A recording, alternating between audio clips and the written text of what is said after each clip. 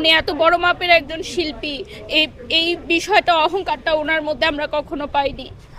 আর উনি এত ফিট একজন মানুষ ছিলেন, এত পরিশ্রমী একজন মানুষ ছিলেন যে উনি যেই গতিতে কাজ করতেন ওভাবে আমরাও অনেক সময় পারতাম না। আপা সেই শুটিংয়েও বলছিলেন যে উনি নতুন কিছু কাপড় বানাবেন, যেহেতু নতুন বছর আসতেছে, তো কোথায় ভালো পাওয়া যায় উত্তরাতে কাপড়, যেহেতু আমি উত্তরাতে থাকি। তো আমি আপাকে বলছিলাম যে আপা তাহলে যে দেখবেন, সবাই কথা বলছিল যে নতুন বছরে কি নতুন স্টাইল আসছে, কি ট্রেন্ড আসছে তোমরা তো জানো, আমি নতুন কিছু কাপড় বানাবো। আপা কিন্তু স্পন্সরের ড্রেস পরতেন না কখনো।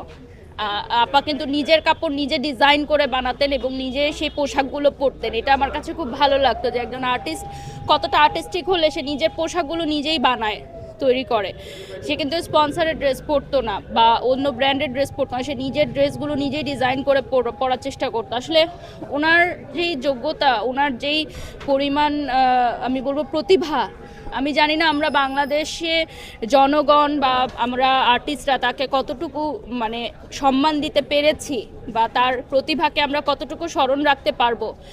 বিশ্বব্যাপী তিনি আমাদের যে প্রতিভা ছড়িয়ে দিয়েছেন, এটা আসলে আমার মনে হয় যে খুবই সামান্য আমরা তার জন্য যা করতে পেরেছি।